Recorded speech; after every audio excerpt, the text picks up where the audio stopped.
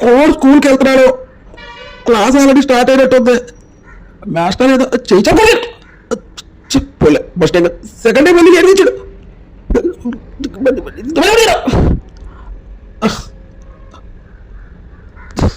Cycle మీద వెళ్తున్నప్పుడు చూసాడు. అలా నాన్నకు పోకపోతే పాప వాడికి సేవలు చేసుకుంటా ఇంటికి తీసుకెళ్ళని చూసాడు.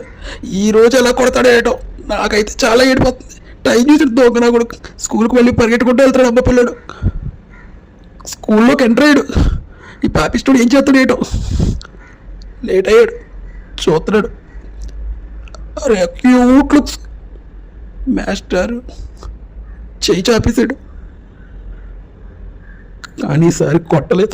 స్కేల్ చేతిలో పెట్టాడు. మొహంలో ఏదో తప్పు చేశానని ఫీలింగ్. ఆయన అంత చిన్న పిల్లల్ని ఎలా కొట్టేవరా సన్నా చదవా. చివరికి ఇలా కథ సుఖాంతమైంది.